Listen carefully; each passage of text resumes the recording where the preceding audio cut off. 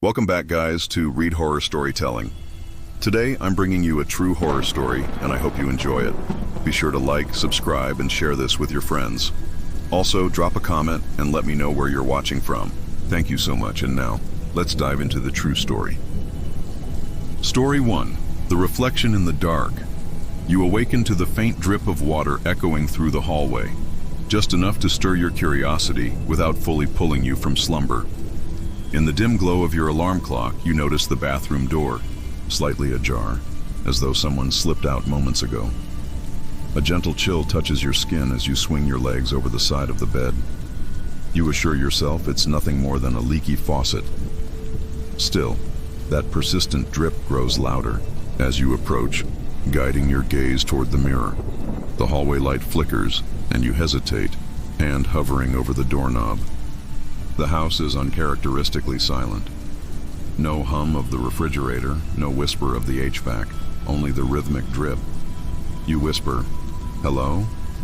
But your voice seems swallowed by the darkness. With a steadying breath, you push the door open and step inside. The bathroom is colder than the rest of the house. Your breath puffs in front of you like a phantom's mist.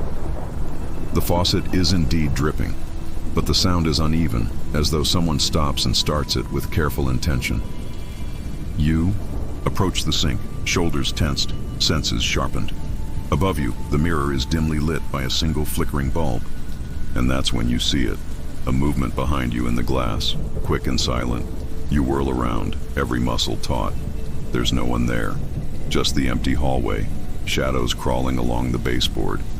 Turning back to the mirror, you notice your reflection, and something else. A figure, tall and gaunt, standing in the stall behind you. Its face is obscured by long, wet hair, dripping as if it just climbed from the depths of a well. The faucet drips again, in time with your heart's frantic pounding. You blink, and the figure is closer, just behind your shoulder in the reflection. You turn to face it. The stall is empty. No one emerges.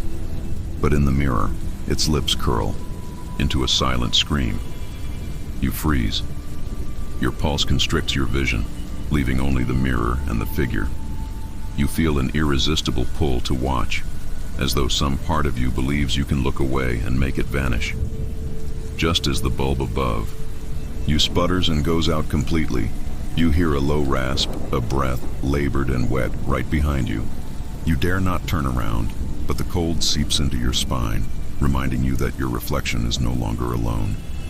The dripping stops. The silence is crushing. You force yourself to flick the light switch. Nothing happens. The room is plunged in darkness, but through the blackness you see it. Two pale eyes, gleaming just over your right shoulder in the mirror. The whisper reaches your ears. Why did you look? Finally, courage fails you. You spin around. The stall is empty again. The only sound is your own ragged breathing. You stumble backward, hands smashing against the vanity, and crack the mirror. Shards rain down like raindrops frozen in time. The figure's face contorts in the reflection, eyes widening in a silent scream before dissolving into splintered fragments. As the pieces fall, the drip resumes, soft, mechanical, innocent. The light flickers back on. The figure is gone. You press your hand to your chest, breath returning to normal, though a line of sweat courses down your spine. You pick up a shard of broken mirror. In the silvered glass, you see only yourself. You are safe. But as the drip continues, you swear you feel its eyes upon you, somewhere in the shadows beyond the light. Story 2. The Long Corridor. The mansion at the end of the lane had been abandoned for decades, and on this moonless night, you decided to explore it. The gate's old iron chains clink as you shove them aside, the rusted metal giving way with an eerie groan. You step onto the overgrown path, each footfall muffled by years of fallen leaves and shattered tiles. The front door, barely hanging, from one hinge, creaks open before you even touch it, as if inviting you in. Inside, the air smells of dust and wilted roses. Wallpaper peels from the walls in long, curling strips, revealing the gray bones of plaster beneath. Your flashlight beam dances over grand chandeliers coated in cobwebs, and as you step forward, the wooden floor groans in protest. You tell yourself there's nothing to fear, just an old building. Yet attention coils in your chest, urging you to turn back, but curiosity pulls you deeper. You find yourself in a grand foyer. 2 staircases diverge to the left and right, inviting you upstairs, while ahead lies a corridor stretching into shadow. Something about that corridor calls to you. With slow, deliberate steps, you move forward. The far end seems to recede as you approach, elongating into an impossibly long passageway. You pause halfway, suddenly aware of the weight of silence pressing upon you. No dripping pipes, no rustle of animals, just the sound of your heart beating. At the corridor's midpoint, you glimpse a door on the right. Its handle is tarnished, and the hinges emit a soft squeal when you push it open. Inside, a single antique chair sits under a small window, outward light unable to penetrate the grime. You step in, and the door slams shut behind you. Your flashlight wavers in your hand. You try the knob. Locked. In the dim light, you notice a nameplate on the chair. Evelyn. A cold gust brushes past your ear. You whirl around. No one is there. The window's glass rattles as if something is tapping from the outside. You approach, wiping away a smear of dirt. Through the window, you see the lengthening corridor, dark, silent, and impossibly long. But that's not what makes you freeze. Halfway down the corridor, where your flashlight's beam can't quite reach, you see a figure standing, perfectly still. The figure is a woman in a tattered white dress, hair draped over her face. She stands facing the wall, as if she's waiting for someone to join her. A sudden creak behind you spins you around, but the chair remains empty. The window rattles again, louder this time, and the shape in white begins to move, slowly turning, to reveal a fractured face, one side smooth and untouched, the other raw bone. You breathe shallowly, each second stretching into eternity. The window's rattling grows frantic, pounding as though urging you to look away. Gathering courage, you wrench your gaze back to the corridor. The woman is gone. You pound on the door. No response. Panic surges as you yank at the handle, mind gripping at any escape. Then you hear it. Footsteps approaching from down the corridor, measured, steady. You freeze. The doorknob rattles from the other side. With a final, forceful twist, you burst out into the corridor. Your flashlight's beam flickers wildly. The corridor stretches endlessly, as though no matter how fast you run, you'll never reach an end. The woman in white emerges from the shadows behind you, pursuing without sound. Each breath you take comes ragged and shallow. Something brushes your shoulder, but when you spin, nothing's there. You sprint faster, treading over broken floorboards that creak in protest. Ahead, you see a distant speck of light, an open doorway, maybe the foyer. You push with every ounce of strength, adrenaline burning through your veins. Behind you, the woman's wail rises, a sound that freezes your blood. The corridor wavers, walls bending inward, as if alive. Yet the doorway remains, bathed in pale moonlight leaking from shattered windows. With a final lunge, you crash through the doorway and into the foyer. The front door stands open, welcoming. You don't hesitate. You cross the threshold, and as your foot hits the cold grass outside, you glance back. The once grand front door slams shut behind you, as though the mansion sealed itself. Heart pounding, you sprint down the path, never looking back. That night, as you lie in bed, the darkness of your room feels safe, familiar. Yet when sleep finally claims you, you dream of endless corridors and the woman in white waiting just behind your shoulder, her whisper echoing in your ears. Come back. Story 3. The Lullaby of Hollow Oak. They said the Hollow Oak was haunted, but you never believed in ghosts. On a crisp autumn evening, you found yourself drawn to the old oak at the edge of town, a tree so vast, its branches stretched like skeletal fingers against the moonlit sky. Locals spoke of a lullaby that drifted from its gnarled roots, a melody that lulled trespassers to sleep, never to be seen again. You stood before the oak, flashlight off, listening to the silence. A cool wind rustled the leaves, and at its whisper, you thought you caught a fragment of melody, a single elongated note so soft you questioned if it was real or a trick of the wind. Determined to prove the stories wrong, you stepped closer, boots crunching on fallen leaves. The air grew dense as though the world narrowed around you, focusing solely on the oak. You place your hand on its bark, rough, ancient, pulsing with an almost imperceptible rhythm. And then you hear it. A lullaby so sweet, so sorrowful, it tugs at something deep within you. The melody floats upward, coiling around your senses, cradling you like a child in its refrain. You tilt your head, eyes fluttering. The lullaby speaks of loss, of a mother's lull, of a child's final breath, a sorrow etched into every note. Yet despite the ache, there is comfort in it, and your limbs grow heavy as though wrapped in invisible chains. You stumble, heart in your throat, but the oak seems to envelope you, pulling you toward its roots. Your vision blurs, shadows pool at your feet. You try to look away, but the lullaby's pull is irresistible. With each note, you drift further from consciousness. In the darkness behind your eyelids, a memory flashes, a small girl singing to her doll, rocking back and forth. The melody is the same. Your chest tightens, and you realize with cold dread, this is not an external lullaby. It is a reflection of your own hidden sorrows, of a memory you buried long ago. You were 10. The night snow fell like frozen tears, and your little sister, your only sibling, had clutched your hand, humming this lullaby as she drifted into sleep. But morning came and she was gone, taken by a fever that no medicine could cure.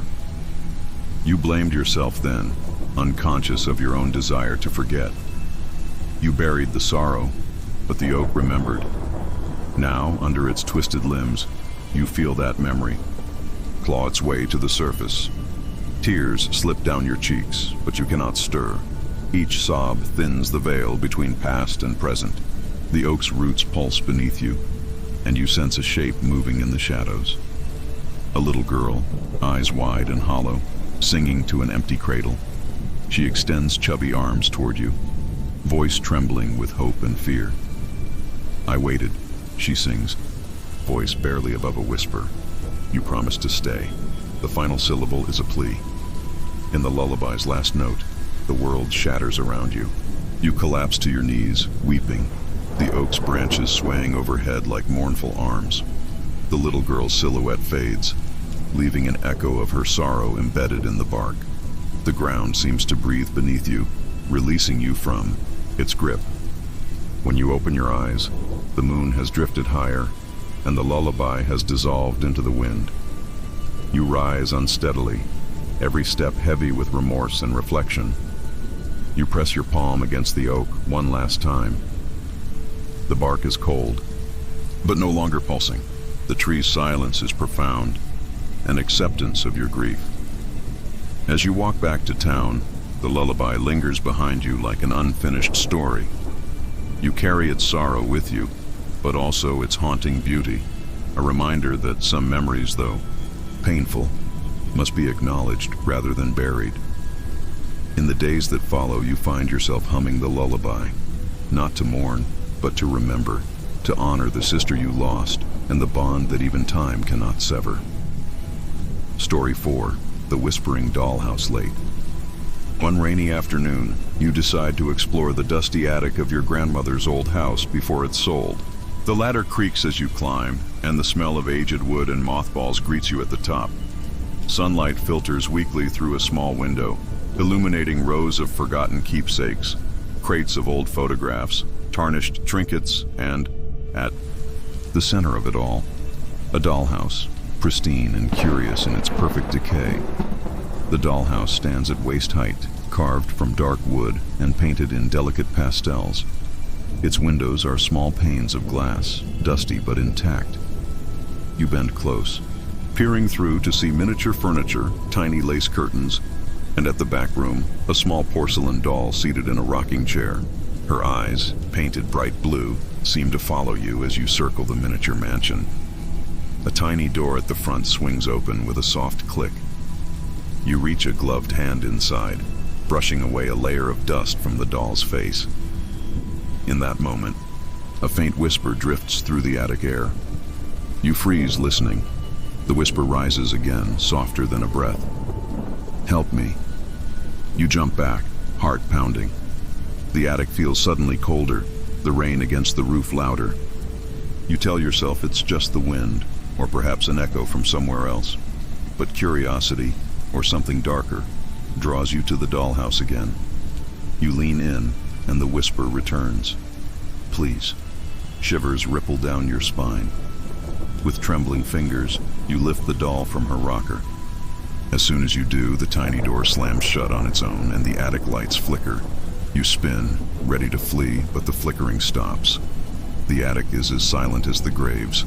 You glance back at the dollhouse, empty now, save for a dark shape. In the back room, another doll, one you never noticed before. This new doll is different. Its skin is a dull gray, with cracks snaking down its cheek. Its eyes are closed, and it wears a dress stained faintly with something dark. As you stare, you hear the whisper again, this time urgent. "Let me out." Fear clenches your chest, but you're unable to look away. You reach for the doll, but your hand pauses halfway.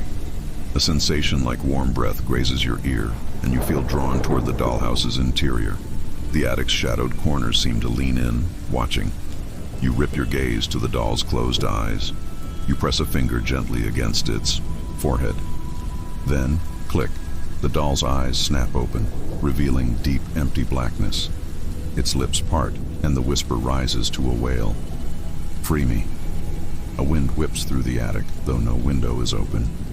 Boxes rattle, and the dollhouse's tiny chimney trenches swirl with dust. You try to back away, but the doll grips your finger in porcelain-cold fingers. A chill races up your arm, and for a moment, you're rooted to the spot, as if the attic itself has taken hold of you. Suddenly, the doll jerks free, tumbling to the floor and shattering on impact. You gasp, stumbling back.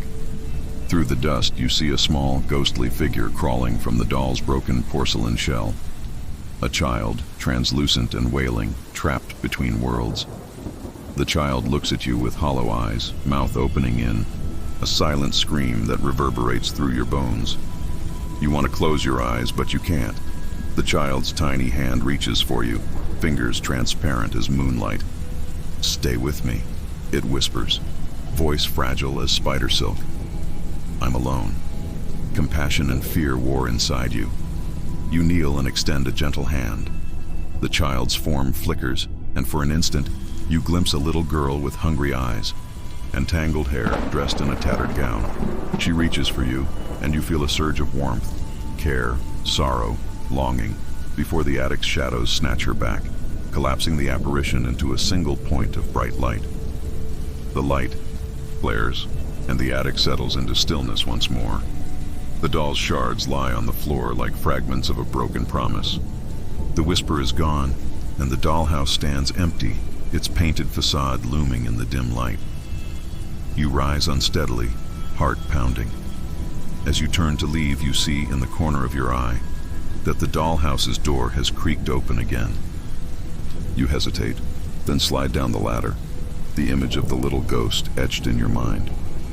That night, in the safety of your room, you find comfort in the sound of rain tapping against the window. Yet every time your eyes drift shut, you see that little ghost's face and hear her pleading whisper, "I'm here." You know you can't return to the attic. Some doors, once open, cannot be shut.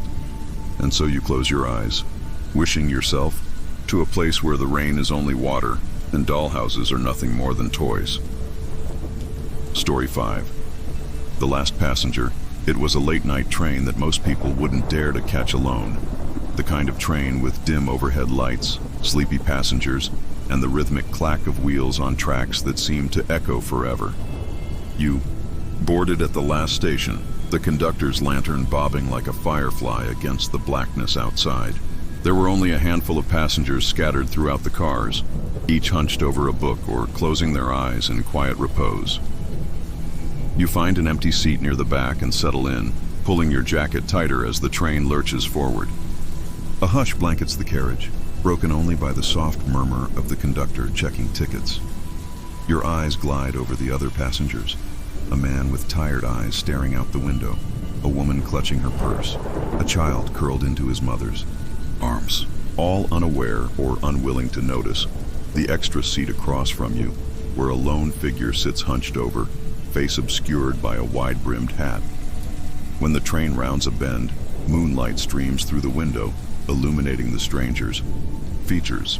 Pale skin stretched thin, eyes sunken but wide, watching you with unsettling intensity. You catch your breath, heart fluttering. The stranger's lips curve into a half smile as if greeting an old friend. You avert your gaze, focusing on the passing darkness outside, but you feel the weight of those eyes until they shift to the seat behind you. The conductor's footsteps retreat down the aisle, and the stranger leans forward, voice low and raspy. "You shouldn't have boarded here." Your pulse spikes. I had to get home." The stranger tilts their head. "Home?" A laugh, barely audible, tumbles from their lips. "There is no home to return to." You swallow hard, unease coiling in your gut. The train jolts and the lights flicker. When illumination returns, the stranger's seat is empty. You dash your eyes around, heart hammering, but the carriage is deserted. Only you remain. You rise, every nerve alight, and move forward, scanning each car. The seats are unoccupied, and the doors to the next car rattle under your hand. When you reach the conductor, he looks at you with hollow eyes. "Was someone else here?" you ask, voice trembling. He shakes his head. "It's just you now. Just you." The words hang in the air like ice crystals. You retreat back to your seat, mind racing. The train's gentle rocking does nothing to soothe your frayed nerves. You glance at the seat across from you. Empty. The stranger didn't return, but you feel them nonetheless, as if breathing down your neck. Minutes stretch into an eternity before the train slows, announcing the final stop. Doors slide open, revealing a silent platform bathed in pale light. You step off, suitcase in hand. The station is deserted, and the tracks vanish into thick fog. The air is frigid, carrying the scent of damp earth and railroad oil. You walk toward the exit, each footstep echoing in the emptiness. As you near the archway, you glance back at the train. Through the window, you see the stranger again, seated where you once sat, hat pulled low, watching you leave. Their mouth moves as though speaking your name. You blink, gone. You accelerate, your pace, heart pounding. Out of the fog, a sign emerges. "Last train station, closed." The gates are locked. Panic flares as you realize there is no path forward. You turn back to the platform, and there, standing between two lampposts, is everyone from the train. The tired-eyed man, the woman clutching her purse, the mother and child. They all stare at you, faces pale and eyes empty. You tremble but can't look away. One by one, their lips part and they whisper together, "You shouldn't have boarded here." Your legs fail, and you collapse to your knees. The stranger steps forward, reaching out with a hand as gray as moonlight. Their eyes gleam with something ancient. "Now you'll stay," they whisper. "With us, forever." The fog swirls around, you rising like a living thing. The tracks stretch endlessly into darkness, a portal to nowhere. With a final glance at the night sky, you feel the pull. And as the mist closes in, you know you will never see home again. Only this spectral station, where the last train carries passengers who have nowhere left to go. Story 6. The Lighthouse That Never Sleeps. You arrive at the isolated seaside town at dusk, drawn by the promise of an abandoned lighthouse said to guard a hidden truth. The road leading to the coast is narrow, lined with wind-bent pines that whisper secrets as the sea breeze rushes through their branches. When you first glimpse the lighthouse perched atop a jagged cliff, it stands tall and solitary against the oncoming night, its white paint peeling and its glass lantern room shattered. A low tide reveals a rocky shoreline dotted with barnacles and slippery seaweed. You make your way along a narrow path hewn into the cliff's side, each step accompanied by the crashing of waves far below. The lighthouse door hangs off its hinges, groaning in protest as you push it open. Inside, the air is pungent with salt and decay. Spiral stairs wind upward, their wooden treads warped by salt air and time. You hesitate, listening to the distant boom of the surf. Despite the emptiness, you feel watched, as though every broken window and every rotting beam is observing your presence. Still, curiosity propels you forward. Reaching the first landing, you notice names and dates etched into the walls. Family names from long ago, scraped by sailors seeking shelter. One inscription stands out. June 14th, 1928. We are guided by the light, even in our darkest hour. You continue climbing until you reach what remains of the lantern room. The circular structure is open to the elements. Shards of glass litter the floor, catching the dying light. Sea mist drifts in, curling around the rusted metal framework. In the center, the massive lens that once cast a guiding beam across the water now lies cracked and dull. You run your fingers over its surface, and as you do, a gust of wind sweeps through, carrying a faint echo of a horn, long silenced. Your heart quickens. You step closer to the edge, peering out over the churning black sea. Beneath the waves, jagged rocks jut upward like the spines of some vast unseen creature. The night sky is overcast, but the moon breaks through the clouds in silvery shards. And then you see it. A small fishing boat far below, caught in the undertow, its lantern dim. The vessel pitches violently, as though the waves themselves seek to claim it. Suddenly, a light flashes behind you, sharp and bright, cutting through mist. You whirl around. No one's there. But the lantern room's floor creaks under invisible footsteps, as though someone, or something, has climbed the spiral stairs you ascended. Gooseflesh prickles across your skin. You call out, voice catching in your throat. Hello? Only the howl of wind answers. A chill ripples through the space. The lighthouse lens emits a faint glow, pulsing like a heartbeat.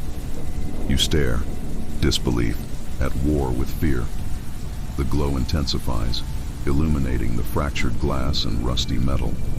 In the reflections, you think you make out a silhouette, tall, ghostly, with eyes that burn like embers.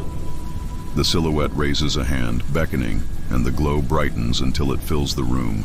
You stumble back, heart pounding, and slip on broken glass. When you look up, the apparition stands at the broken window, face half obscured by sea mist. Its lips move, forming words you cannot hear. With a voice that sounds like wind over water, it whispers, "Guide them, so they do not become us." Before you can respond, it vanishes, and the lantern's glow fades. The beam from the dilapidated lens suddenly ignites with fierce brilliance, slicing through the fog and illuminating the distressed fishing boat below. The boat's lantern flares in response, and its captain steers toward the light, desperate to find safe passage. Below, the waves churn less violently once the beam locks on the vessel, guiding it safely around the rocks. You watch, transfixed and relieved, as the boat disappears toward open water. When the beam dies, you descend the spiral stairs in stunned silence. The air feels warmer, gentler, as though the lighthouse has exhaled a breath it held for decades. Outside, the mist has begun to lift, and in its place is an uncanny stillness. No more gusts, no more cries of seabirds. You linger at the base of the lighthouse, listening to the gentle rhythm of waves caressing the shore. Later, as you walk back down the cliff path, the sign you passed upon arrival catches your eye. The paint is chipped, but you can still read the date carved into the post. 1928, 1928. Underneath, someone scrawled, "When the light sleeps, so do the souls." You press your hand against the post, feeling a warmth beneath the rough wood, and you understand that this lighthouse, abandoned to the living, still watches over those at sea. Its soul, tethered to the glass and metal high above, refuses to sleep. That night, in your bed back in town, the ocean's lullaby drifts through the window. You close your eyes, heart still racing, but comforted by the thought of the lighthouse's vigilance. In the distance, a faint horn echoes across the bay, and you smile, knowing that as long as its light lives, whether through glass or spirit, no vessel on those dark seas will be left to wander alone. Story 7. The clockmaker's son, you inherit an ancient pocket watch from a distant relative you hardly knew, a clockmaker whose name appears only in a handful of musty records. The watch itself is heavy and ornately engraved, with a small key for winding it. That evening, as rain drums against your window, you sit at your desk and examine the craftsmanship. Tiny gears visible through a glass back, minute hands sculpted like raven's feathers, and a second hand that glides smoothly, without the faintest tick. A note tucked beneath the watch reads, "Wound by moonlight, carried by heart."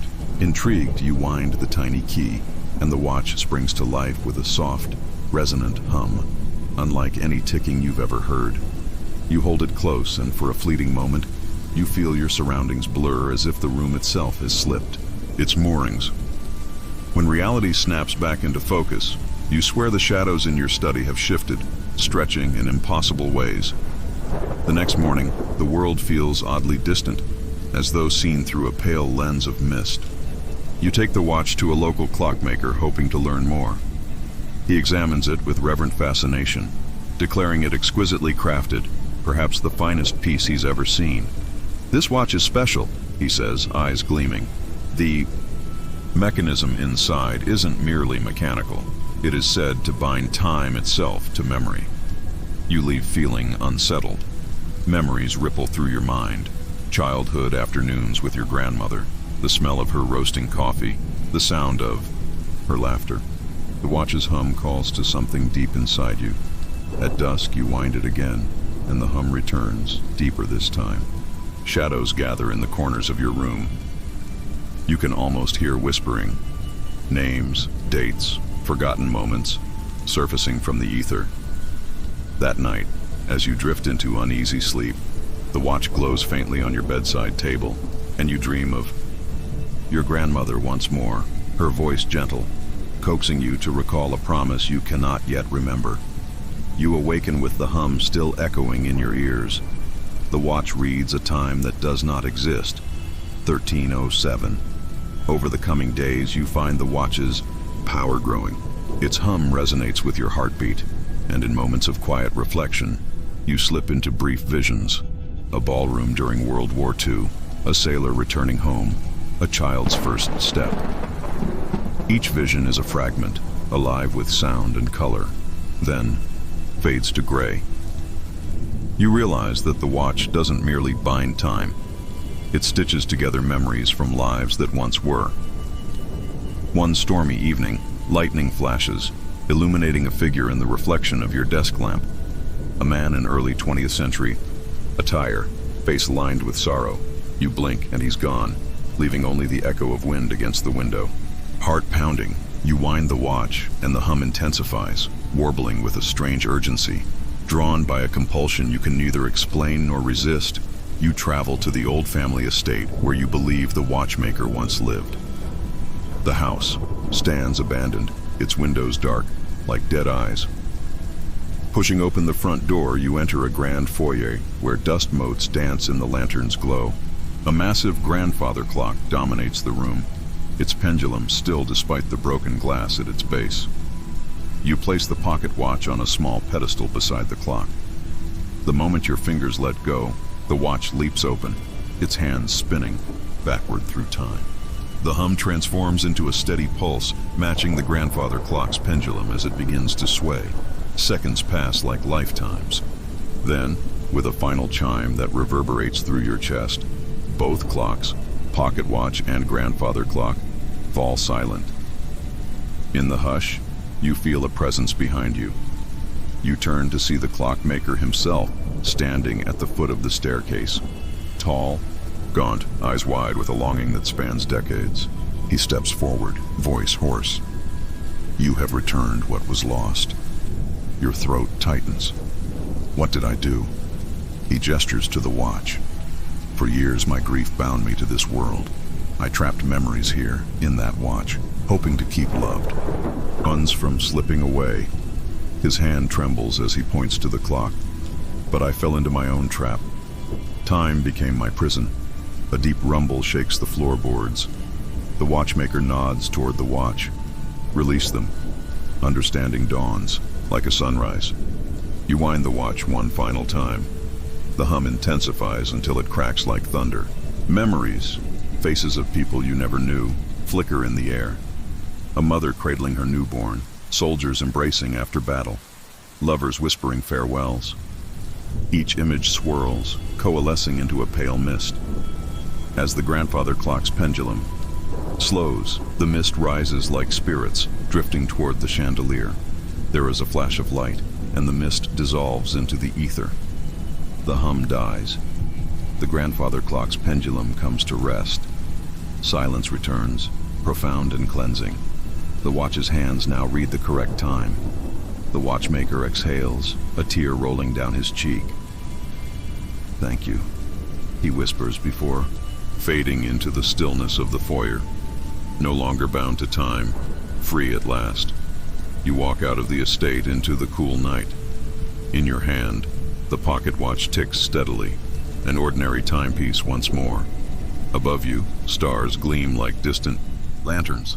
You slip the watch into your pocket, knowing that some treasures are meant not to hold sorrow, but to remind us that memories belong in our hearts, never locked away in gears or glass. Story 8. The solitary music box in the attic of your childhood. Home, hidden beneath decades of forgotten heirlooms, you discover a small, intricately carved music box. The wood is dark oak, inlaid with mother-of-pearl vines that seem to writhe under the dust. The keyhole gleams, but the winding key is missing. You feel an inexplicable pull toward it, as though the box hums with a life of its own. That evening you search the house. The key, cold and jeweled, is tucked away in a tarnished velvet pouch inside your late grandmother's jewelry box. Returning to the attic, you insert the key and wind the music box. A gentle melody, fragile and haunting, unfurls into the air. A lullaby you recognize from infancy, though you've not heard it in decades. The attic door creaks shut behind you. The melody plays on, but it warbles, slowing as though the box itself hesitates. You lean forward, peering into the glass-topped chamber, where a tiny ballerina stands poised on one toe.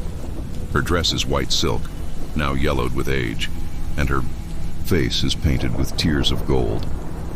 As the melody reaches a high, trembling note, she turns once, twice, then stops, head tilted toward the attic's only window. Outside the window, rain begins to fall in relentless sheets. The melody wavers. You realize, with growing dread, that the lullaby is a call, a beckoning. You want to flee, but your feet feel rooted to the dusty boards. The ballerina raises her arms as if to dance, but instead, she spins slowly on her pedestal, singing notes you can almost hear in your mind. A shadow crosses the window pane, tall, elongated, and formless. You watch as it dances across the glass, perfectly synchronized to the music box's tune. The bulb overhead flickers, and in that flicker, you glimpse a young girl in an old-fashioned nightgown, standing in the rain-soaked yard, her face pale, and her eyes vacant. The ballerina's spin accelerates, and the melody grows frantic, each note stretching like a scream. You stumble backward, knocking the music box to the floor. It clatters, but does not stop playing. You bend to grab it, and in that instant, the ballerina stops dead, her painted tears glinting dully in the dim light. The attic door thrusts open as though by a gale. Rain splashes in, and cold wind extinguishes the bulb, casting you into darkness. The pitch black, you hear the girl's voice, soft and distant. "Please." The attic floorboards groan under invisible footsteps. The music continues, echoing off the rafters. You scramble toward the door, fumbling for the handle, and finally wrench it open. The door slams shut behind you. You run down the narrow attic. Stairs, each step haunted by the faint echo of the melody. You burst into your parents' bedroom. Empty, blankets undisturbed. The clock on the bedside table reads 3:33 a.m. The music still plays, muffled, from somewhere above. You pounce on the attic door, pounding your fists, but it will not open. The lullaby seeps through the crack beneath the door, insistent. Gathering courage, you seize a baseball bat and swing at the door until it splinters. Beyond is the dark hallway, silent. The attic stairs ascend into a void. The melody has stopped. You step onto the landing and the air shifts, cold and damp. You ascend, each step creaking. When you reach the top, the attic is empty. The music box lies on the floor, its lid closed. You pick it up, trembling, and return to your room. You place it on your nightstand and lie down, heart still hammering. Outside, the rain pounds relentlessly. Hours pass and sleep evades you. Just before dawn, the music box clicks open on its own. The same lullaby begins again, but slower. So slow the notes stretch into distorted wails. "Why won't you let me rest?" she whispers. Voice a song of sorrow. Your throat closes. You can barely whisper back, "Who are you?" Her lips curl into a sad smile. "I am the one who danced for you, long ago, when you were too young to remember. You wound my heart into this box, and now we are bound. From that day on, whenever midnight approaches, you wind the music box, allowing the lullaby to echo through the halls. And in return, you feel her presence gently guiding you to safe harbor and sleep. Her soft whisper a promise that when we remember with love, even the loneliest souls can rest." Story 9. The Garden of Whispering Statues. You move into a charming old cottage tucked away at the end of a country lane, drawn by the idyllic garden that graces its rear. When you first explore the garden at dusk, you find pathways of moss-covered cobblestones meandering through beds of lavender and roses long past their prime. At its center stands a marble fountain, dry now, and surrounding it are 9 life-sized statues carved in stone. A shepherd gazing skyward, a maiden with clasped hands, a child reaching out as though searching for someone. The garden feels strangely silent, as though holding its breath. You brush a hand across a statue's shoulder, and the stone is cold as a tomb. As night settles, you retreat indoors. Windows open to capture the cool breeze, yet sleep escapes you. A faint murmur drifts from the garden, like voices speaking just beyond comprehension. At midnight, curiosity draws you outside. The moon is clouded, but a faint silver glow illuminates the statues. You approach the shepherd statue and realize its eyes, once cold marble, now glisten as though wet. Your breath hitches. The maiden's lips part, frozen in an eternal plea. You take a step back, heart pounding. The murmur becomes a chorus of whispers, names, regrets, longing, voices of those lost to time. You circle the fountain, noticing inscriptions at each statue's base. Eloise, 1872, Martin, 1894, Clara, 1901, and so on. Each name you've never heard. A wind rises, rustling petals and carrying the whispers that seem to plead for remembrance. The shepherd statue's gaze shifts, eyes following you as you move. You freeze, certain you saw the stone fabric softening, almost breathing. When the moon breaks through a thinned veil of cloud, the fountain's basin fills with water that glows faintly. You peer inside and see rippling reflections of people you never knew. A mother cradling her infant, a soldier leaning on his rifle, a couple embracing as though awaiting a departure. The whispers intensify, each voice vying for your attention. "Remember me," they chant, "remember us." Your heart aches with empathy and dread. You turn to leave, but the pathway extends, curling further into darkness as though impossible to navigate. The statues perfectly align, forming a procession around the fountain, their cold eyes watching your every move.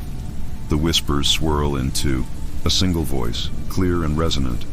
"Stay and keep us alive." Terror knits your thoughts, but compassion holds you in place. You kneel at the fountain's edge, cupping the glowing water in your hands. Each drop feels weighted with memory, grief, love, longing. You whisper into the night, "I remember you." At once, the statue's whispers fall silent. The marble, edges smooth, and where once were images of sorrow, you now see in each statue's face a fleeting smile, as though they recognize your vow. The water in the fountain rises, cascading over the edges in a gentle torrent. The garden breathes with Life, petals stir, leaves rustle, and a soft glow spreads from flower to stone. You rise, chest tightening with awe. The statues remain silent, but no longer lifeless. In their eyes flickers a warmth, a sign that memory resides within. You understand then, by hearing their whispers, you've promised to remember these lost souls, and in doing so, you breathe life into their remembrance. As dawn breaks, you leave the garden, the whispers replaced by birdsong and the hum of insects waking to the sun. Each morning you tend to the garden, watering the flowers, sweeping the paths, and standing before each statue to speak their names aloud. With every act of care, the garden flourishes, and the statues seem to glow from within, as though grateful for your devotion. At night, when the moon is high, you sometimes hear their whispers once more, soft, distant, and peaceful, as though they comfort one another in their collective memory. And as you walk among them, you realize that memory is a sacred bond, able to transform stone into spirit and bring solace to those once forgotten. Sleep with these stories nestled in your thoughts, each one a journey through shadows and whispered truths. May the tension weave a gentle cocoon around your mind, guiding you into a deep, restful slumber. Good night. Story 10. The Inn at Fog Hollow. The rain began before you reached Fog Hollow, a steady drizzle that blurred the road and turned the surrounding pines into shadowy sentinels. You slowed your car as you saw the sign, Blackbird Inn, open for travelers. You needed rest, and the glow of lanterns inside looked inviting, even if the isolation whispered warnings you couldn't yet understand. You pushed open the heavy oak door. The lobby was dimly lit by wall sconces, and the air smelled of wood polish and damp peat.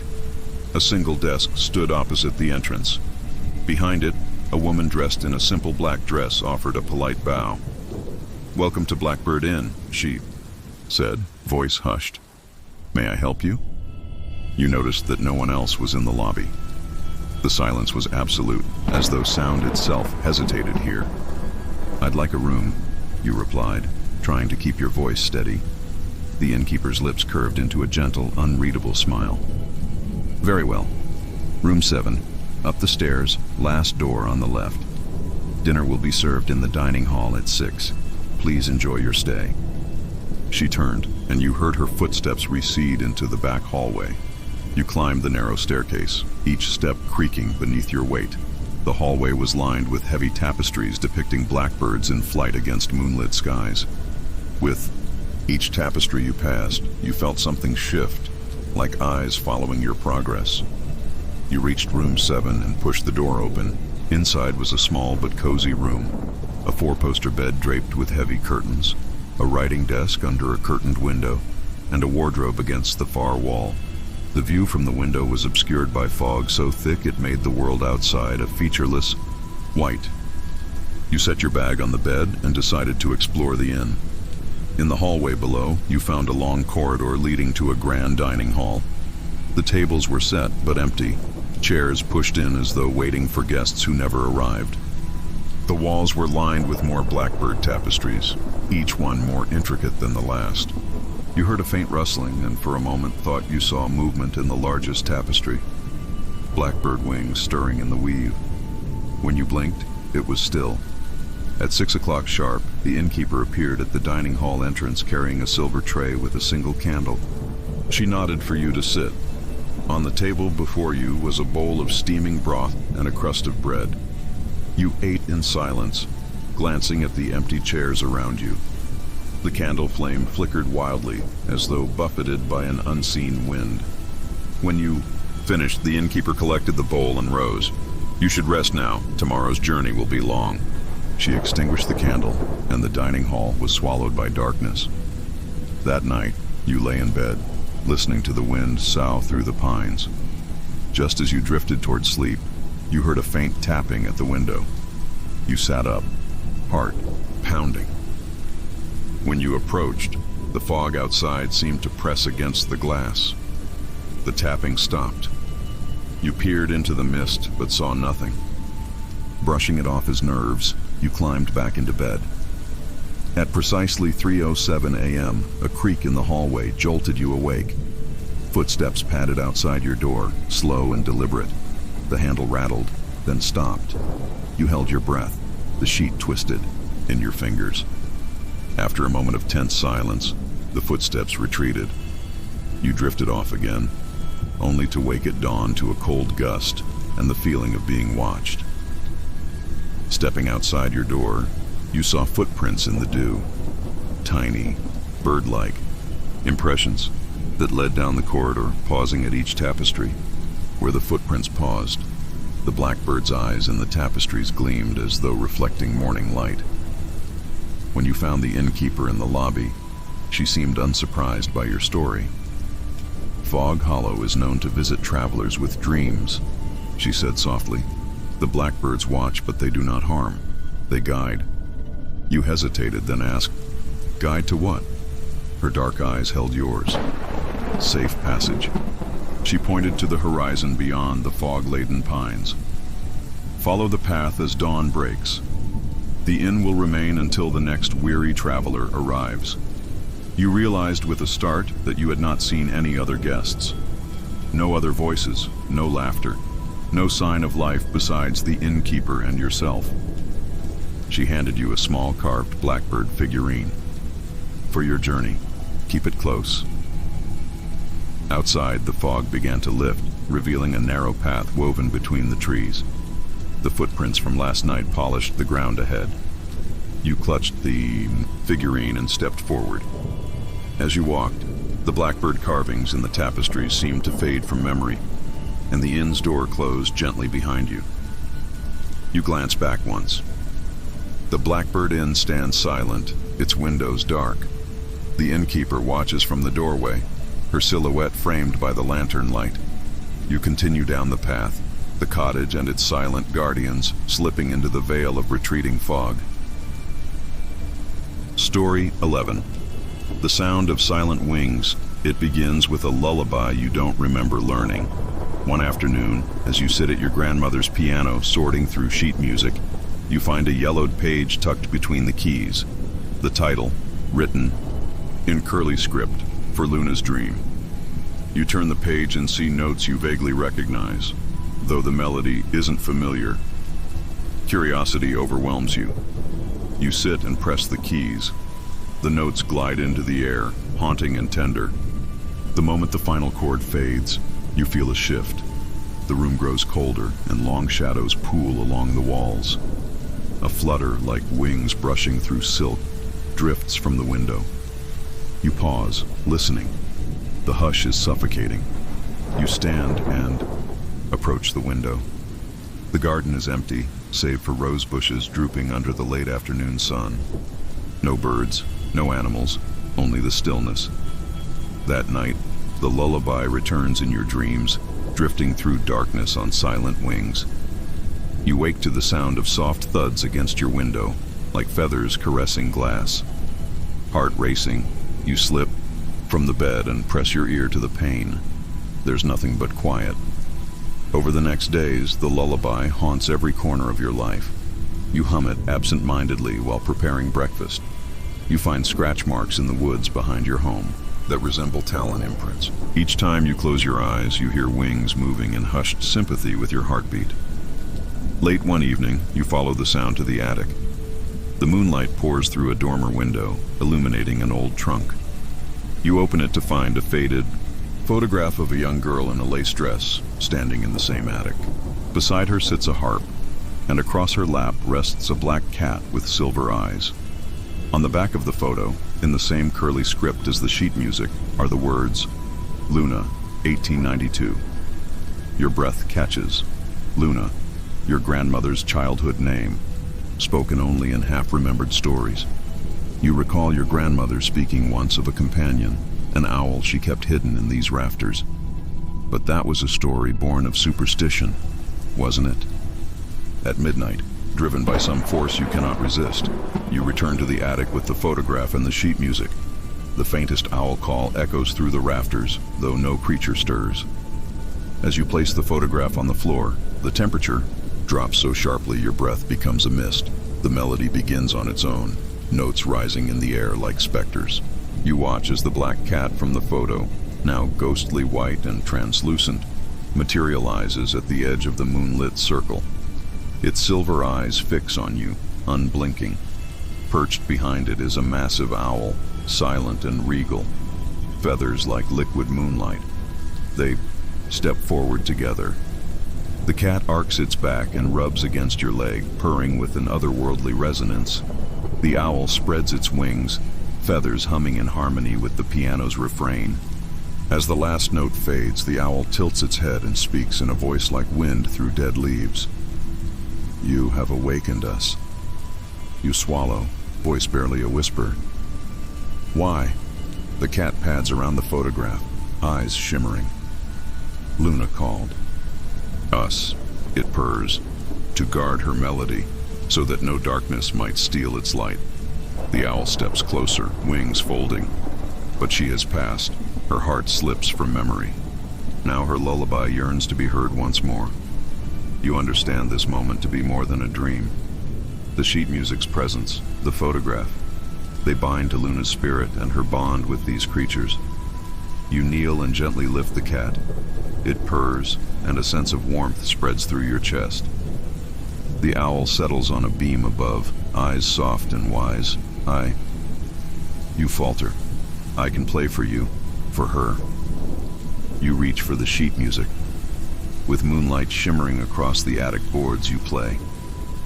The lullaby unfurls with heartache and hope, each note guiding you through echoes of the past. The cat purrs beside you. The owl's feathers brush the air above. In the reflection of the window, you see Luna's face, young, serene, smiling with gratitude. When the lullaby ends, the owl hoots softly, and the cat's purr fades. Luna's face in the glass dissolves into moonlight. You feel a final flutter across your shoulder, a silent blessing. The melody lives on in you now, and the attic returns to its quiet solitude. Leaving the attic, you feel lighter, as though a weight has been lifted. The sheet music rests in your hands, no longer a fragment of unknown origin, but a gift entrusted to you. Outside in the moonlit garden, a distant owl call echoes, an acknowledgement that guardians remain. Story 12. The Silk Road of Shadows. There is a narrow alley behind the marketplace you pass every day but never enter. It's known as Lantern Lane, a name that speaks of softer times. But when you step into that alley after dusk, you feel a hush settle, as though the canyon walls of brick hold their breath. The first night you indulge a passing curiosity, you see dozens of lanterns strung between buildings, though no visible string holds them. Each lantern glows with a soft golden light, swaying gently as if breathing. The light casts dancing patterns on the walls, and you follow it as if drawn by a moth's compulsion to flame. Further in, the alley widens into a courtyard, paved with cobblestones that glimmer like wet pebbles, even though the night is dry. The center stands a cloth-draped wagon with red velvet curtains, half drawn. A sign painted in gold leaf reads, "The Midnight Bazaar." A hush deepens. You approach the wagon and peek inside. There, on silver trays, rest objects humming with latent energy, a pocket watch that pulses like a heartbeat, a rose pressed between glass plates that shifts color as you look, and a mirror framed in tarnished silver that reflects not your face, but a place you do not recognize, a moonlit lake surrounded by weeping willows. You step back, but a soft voice calls, "Traveler." You turn to see a woman seated on the edge of the wagon. Her eyes are black obsidian, her hair a waterfall of night. She wears robes woven of silk that seem to ripple with hidden patterns. Would you care to see more? You nod, heart fluttering. She gestures toward a deep velvet cloak draped across the wagon's floor. "This cloak," she says, "travels the Silk Road of Shadows. It reveals the unseen paths." She lifts it and drapes it over your shoulders. The fabric is cool as starlight, and the moment it settles, the alley shifts. Brick walls seem to deepen, lantern light pooling into hazy orbs. Whispers like distant laughter and sighs swirl around you. "Follow me," the woman says, stepping down from the wagon. You do the same, and find your feet moving of their own accord, guided by the shifting light. The cobblestones ripple beneath your weight, and the wall to your right shifts inward, revealing a hidden archway. You slip through. On the other side, you find yourself in a marketplace that no living person should see. Stalls line winding paths paved with moonstone. Vendors hawk impossible wares, vials of captured thunder, silken threads spun from spiders, webs in twilight, clocks that count down to unseen destinies. Figures in elaborate robes glide through the crowd, faces obscured by delicate masks of gold and bone. The woman leads you to a stall that sells bottled memories. She selects a vial, the color of burnt amber, and swirls it between her fingers. "Here lies the memory of the final sunset," she whispers, "of a world that forgot the warmth of wonder." She offers it to you. You hesitate, but the pull of knowledge is too strong to resist. You uncork the flask, and the scent of smoke and honey floods your senses. In an instant, you're standing on a cliff's edge, a great orange sun dipping into a blood-red sea. You feel the heat of that sun on your cheek and hear laughter carried on the wind, strangers speaking in a language that's ancient yet familiar. The moment the memory reaches its climax, the vial snaps shut in your hand, and you're back in the Silk Road's shadow bazaar. The woman inclines her head. "Memories are threads," she says, "woven into the tapestry of worlds. Some are lost, others hidden. The midnight traders seek them, lest they unravel." You look around and realize the bazaar has grown. A silent figure glides toward you, wrapped in a cloak of raven feathers. You cannot see its face, but you feel its gaze, as though it sees into every crevice of your soul. It kneels, extending a hand that holds a single black feather. "A bargain," it whispers. "Give me a secret, and I'll grant you a truth." Your pulse spikes. You think of your deepest fear, abandonment, the feeling that, if you revealed too much, you'd be forever adrift. You swallow, then press your lips to the figure's hand. "I fear I am never truly known," you confess. The figure's feather flutters, then dissolves into a swirl of ash. In its place, the figure offers a tiny scroll bound with silver ribbon. "The truth," it says simply. You unroll the scroll to find an inscription. "You are enough. In the eyes of the unseen, valued beyond measure." A warmth blooms in your chest. The figure bows and fades into shadow. The bazaar dissolves around you. The moonstone cobbles cracking and crumbling. The last you see is the woman in the velvet wagon, offering a small, knowing smile. You find yourself back in Lantern Lane, the velvet cloak slipping from your shoulders as though it never was. The lanterns above dim and vanish, leaving you in the pale light of a single street lamp. The alley's exit stretches before you, and you walk out as the first hints of dawn paint the sky pink. Story 13. The painting of distant shores. You move into an old coastal cottage inherited from a great uncle you barely remember. The house is perched atop a cliff overlooking a gray sea, and the wind always seems to carry the scent of salt and untold stories. In the attic beneath a dusty tarp, you discover a large framed painting, oil on canvas depicting a serene tropical beach bathed in golden light. Coconut palms sway over crystalline water. A wooden boat rests harmlessly on the sand. It's a scene of paradise, and it couldn't be more out of place in this wind-beaten cottage. You hang the painting above the fireplace in your living room.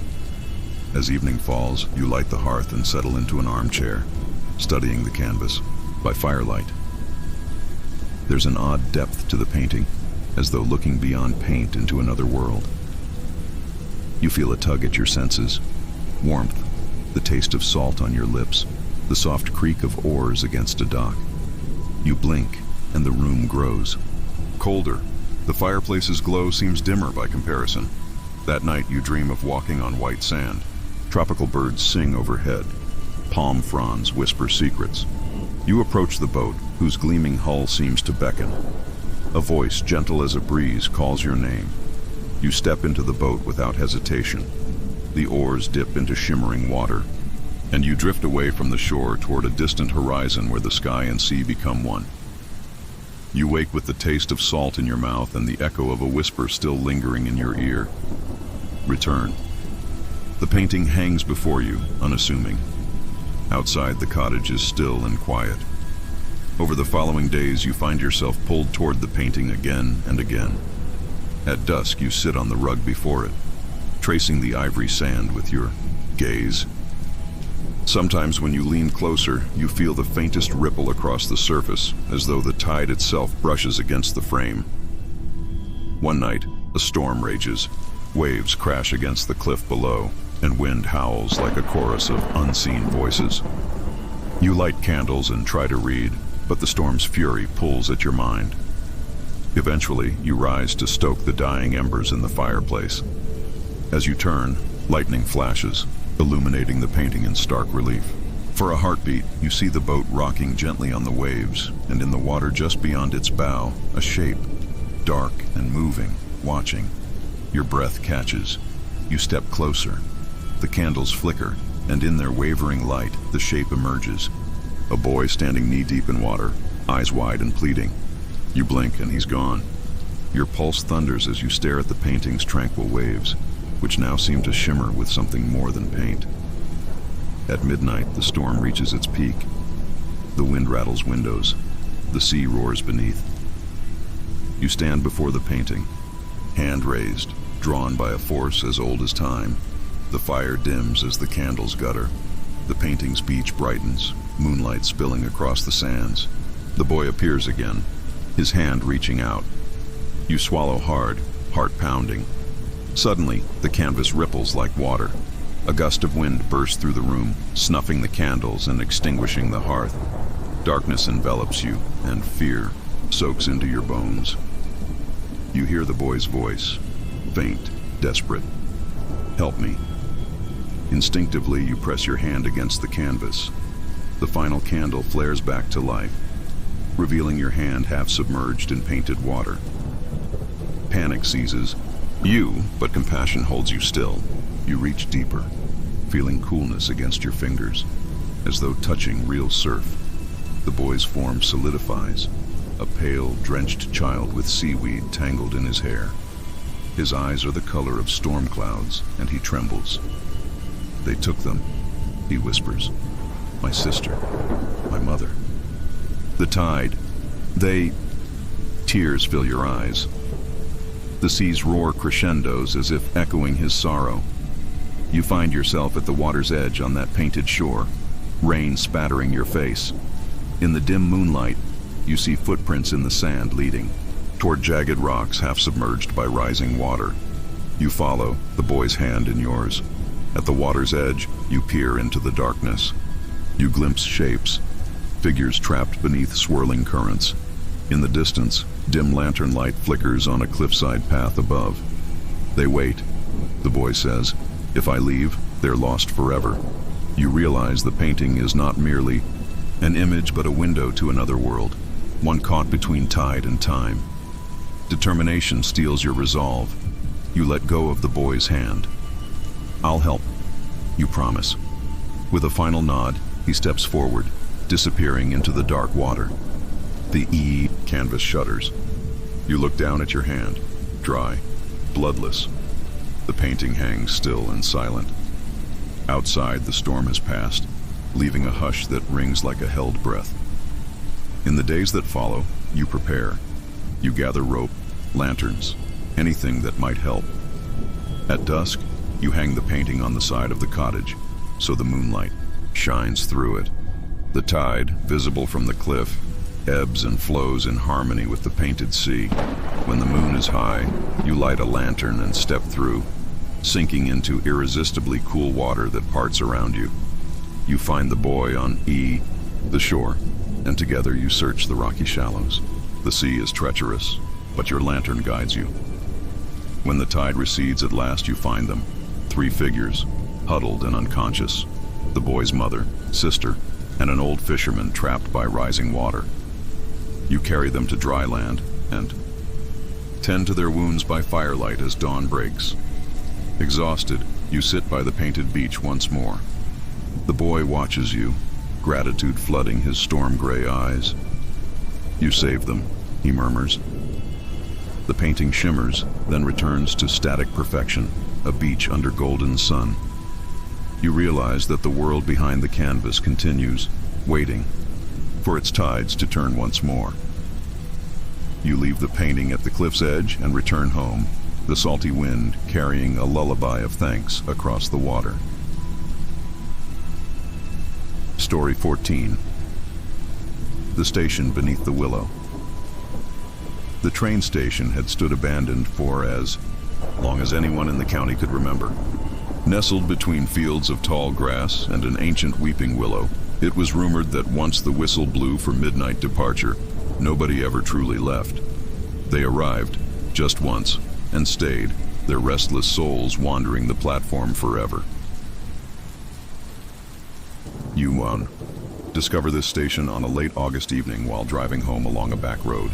A sudden downpour forces you to pull over. Headlights catch a building half hidden by willow branches dragging across the rails. Intrigued, you step out of your car and wander toward the station, flashlight in hand, rain soaking your jacket. Tricky. Wooden platform is slick with moss and dead leaves. The station's windows are broken and the interior is pitch black. You push the heavy door open and it groans on rusted hinges. Droplets of rain fall through holes in the ceiling, echoing as soft taps on the cracked tile floor. Beyond the ticket booth, old schedules cling to the wall, faded beyond recognition. A single lantern stands on the floor, its glass dirty, but its wick pristine. As if waiting, you light the lantern. The warm glow reveals rows of benches coated in thick dust. You run your fingers over the wood, releasing a cloud of spores into the air. With each breath you feel a chill, though the summer night is muggy. The air tastes of stale smoke and forgotten stories. You follow the rails to the edge of the platform, peering into the darkness. No tracks extend beyond a curve out of sight, only the black mouth of night. A distant echo ripples through the air, the faint rumble of metal on rails. Your heart hammers. You strain to listen as the sound grows, a hollow, rhythmic clack closing. The distance. You spin toward the station entrance. Lightning flashes, illuminating the empty ticket booth. In that flash, you think you see someone standing behind the counter. You blink. Only darkness remains. The rumble crescendos into a roar as a train, bright headlamps blazing, rounds the bend. It slows to a screech at the platform, and the doors open with a hiss. You step back, gripping the lantern. Rain-slicked footsteps echo from the train's interior. The cars are empty, but you peer inside each one. Seats torn, floors coated in decades of dust, and windows smeared with grime. A single figure sits in the last car, silhouetted by the headlamps, face hidden by shadow. The lantern's light flickers. When it steadies, the figure is gone. You hear a creaking behind you and whirl around. Only the willow's branches swaying in the wind. You force your breath steady and return to the train's last car. As you climb the narrow steps, the smell of wet wood and old leather fills your lungs. The door slams shut behind you. Inside, the figure sits motionless on a bench, back to you, a woman in a pale dress that drapes like mist. Her hair cascades down her back, tangled and dark. You clear your throat. "Excuse me?" The lantern's glow catches her profile, sunken eyes, skin ashen. She turns to face you but doesn't blink. Her lips part, and without sound, she mouths words you somehow understand. All aboard. A cold dread constricts your chest. You step back, but the door behind you is locked. The train shifts, metal rails groaning under weight. The whispering, throttle hums, as if preparing to pull away. "Wait," you manage, voice trembling. You find yourself standing on the platform beneath the willow. The green lanterns line the rails like unblinking eyes. The station is silent once. More. The pocket watch tumbles from your hand and lands at your feet, its hands frozen at midnight. You pick it up, its surface icy. Raising your gaze, you see the lantern-lit figures waiting, their lips moving in muted unison. All aboard. Story 15. The Portrait in the Family Vault. The Grand Estate's library is filled with leather-bound volumes and dusty tomes, But what draws you is the door beneath the spiral staircase, slightly ajar, leading to a hidden vault. Your cousin whispered of its secret contents, a collection of portraits painted by your long-departed great-grandfather, an artist obsessed with capturing not just likeness, but essence.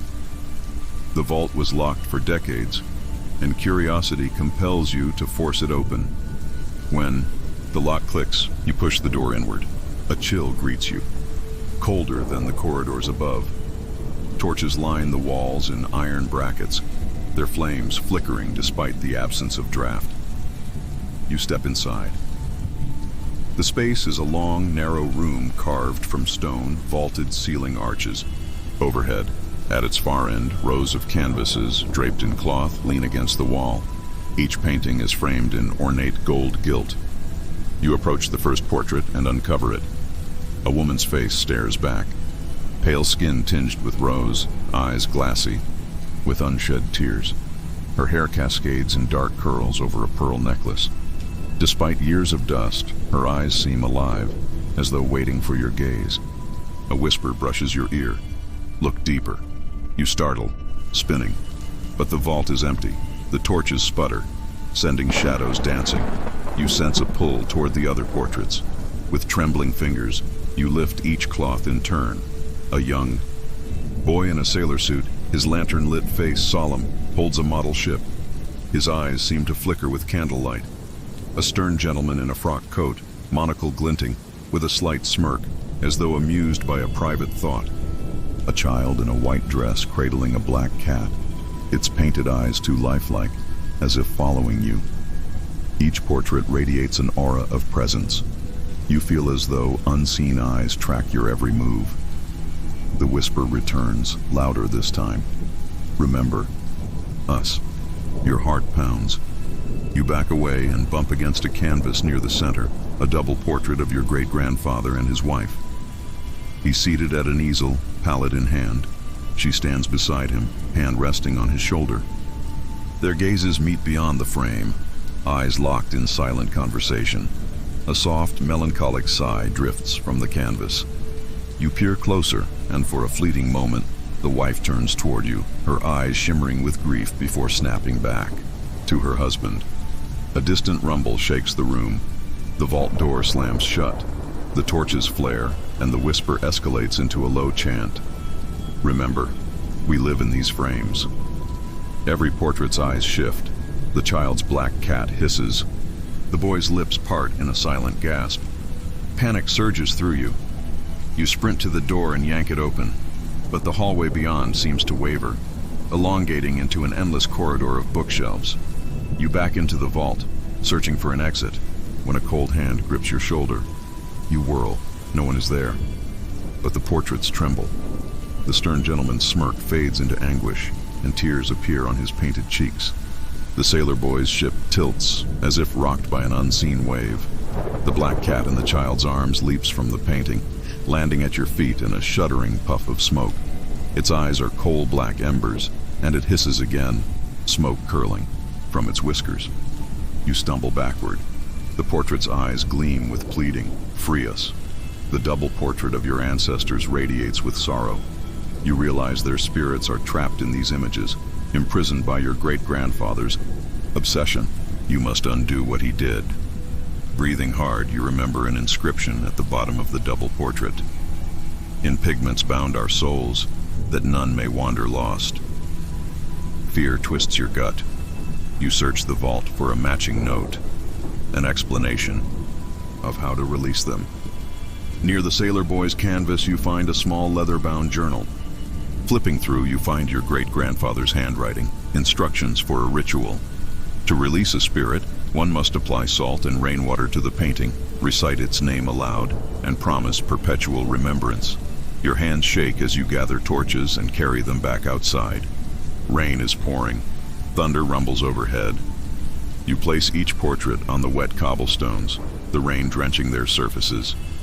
You sprinkle salt on the frames and let the rainwater pool, causing the paint to ripple as though alive. Standing before the double portrait, you speak the names of your great-grandfather and his wife, Jonathan Hartwell. Isabella Hartwell. I remember you. The rain hisses as though scalding. The portraits ripple violently. Images blur and smear.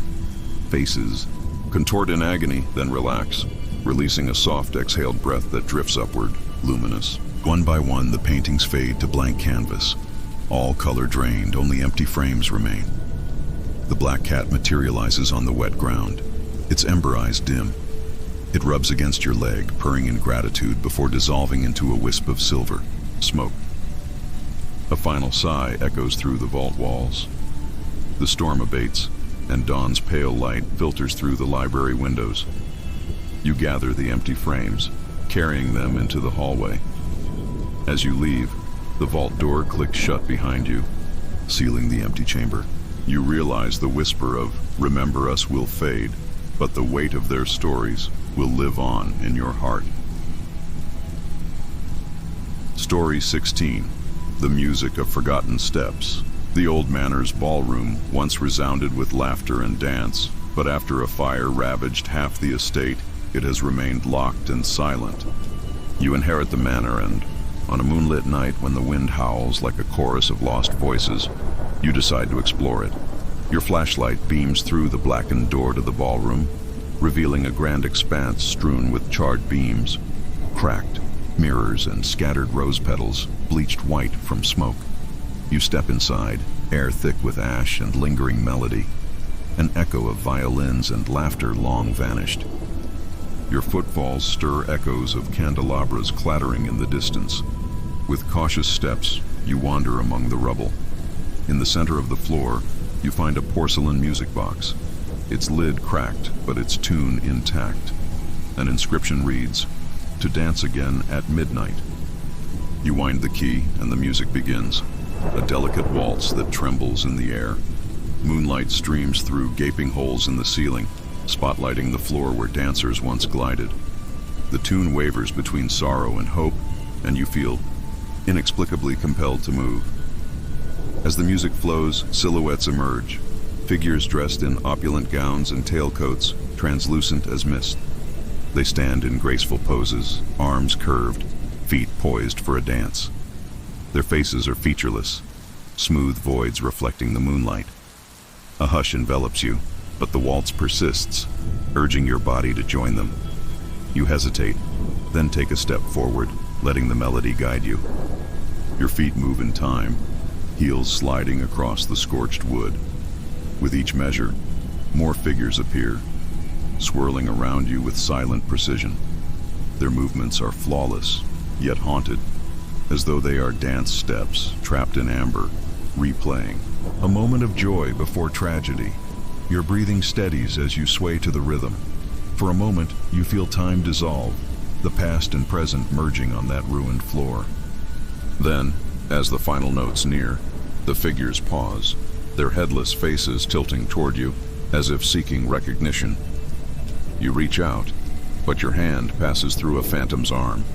A sudden jolt in the music's tempo sends the dancers spinning, faster, and the waltz fractures into dissonance.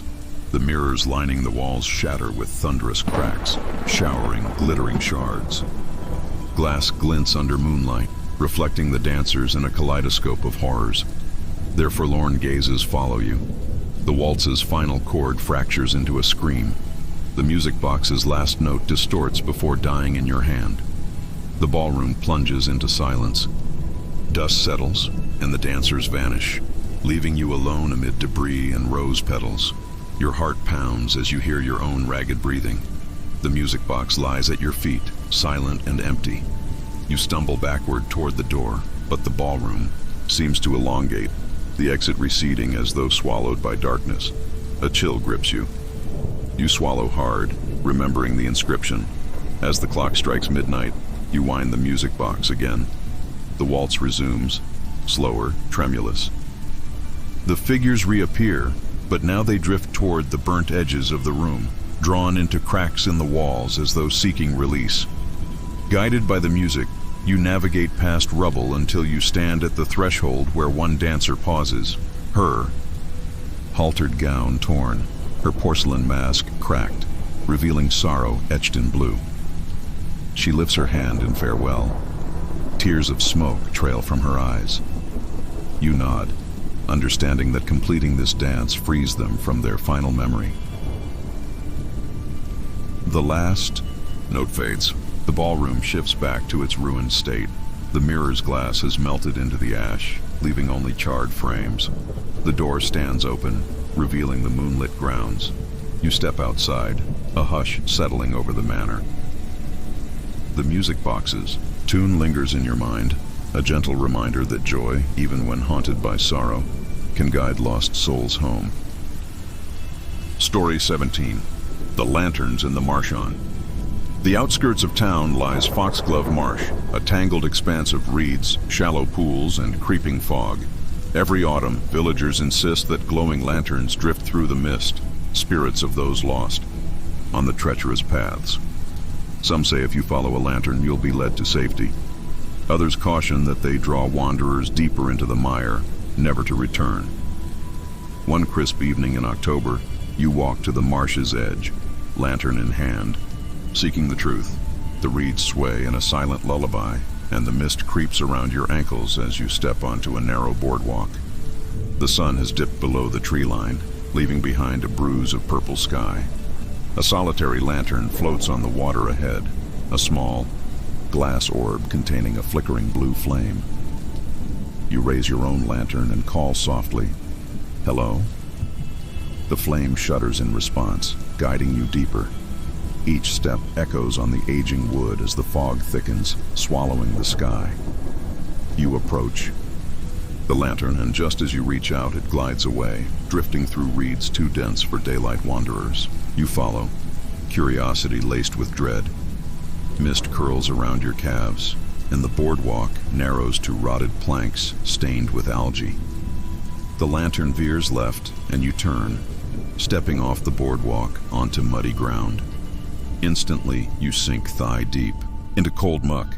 You scramble forward, dragging your legs free, mud squelching around your boots. The lantern hovers ahead, bobbing in sympathy with your faltering gait. You trudge through the marsh, reeds parting before you as though supernatural hands usher you along. The lantern's light pulsates, a heartbeat in the gloom. Your own lantern flickers, wind howling through its glass, threatening extinction. You shield it with a cupped hand. From the gloom emerges a second lantern. You freeze, two lights drifting side by side. Voices murmur, a mother's lullaby, a child's whimper. You strain to hear, but the reeds drown out words. The two lanterns glide apart, leading you on separate paths. The mother's lullaby pulls at your heart. Stay safe, my little one. You follow the child's lantern, tiny whispers begging, "Come find me." Your pulse measures time in frantic beats. The ground beneath your boots alternates between firm boardwalk and soft bog. Suddenly, your foot crumbles through rotten planks, and you plunge into icy water up to your waist. Fear surges. The child's lantern hovers just out of reach. You lunge, cursing under your breath, and your fingers clasp its glass. The moment your hand closes around the lantern, the world shudders. The lullaby swells into a chorus as dozens of lanterns spring to life, floating on water, suspended among reeds, glowing like will-o'-the-wisps. The child's lullaby morphs into triumphant laughter. You look up, searching for the source, but the fog conceals all else.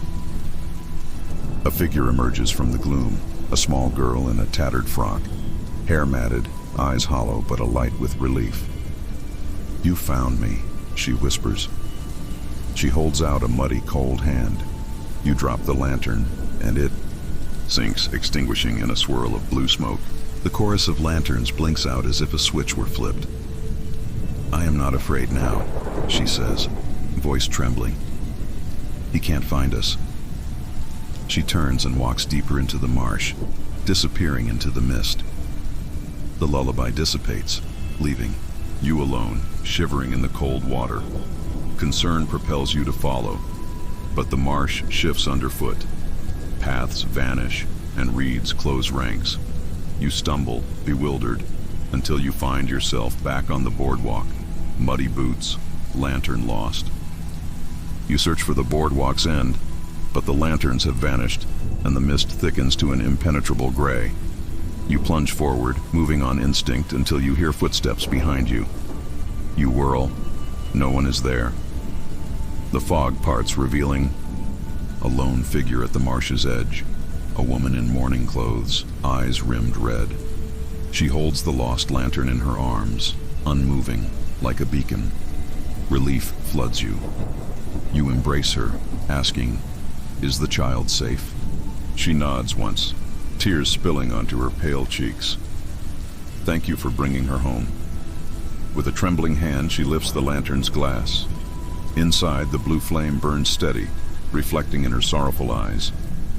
You watch as she steps away, the boardwalk reappearing under her feet, guiding her out of the marsh.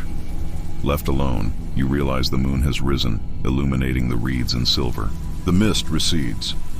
The boardwalk leads you safely back to the edge of town. You spot the lantern at your feet, the blue flame flickering gently. You pick it up, cradling it like a lifeline. Weeks later, the lantern sits on your mantle, its flame undimmed. From time to time, you hear a child's laughter drifting through the night breeze. You know now that some spirits wander until someone hears their call. In the hush of autumn evenings, when the wind stirs the kettles of reeds, you light the lantern and watch the shadows, ready to guide any who remain lost in the marsh.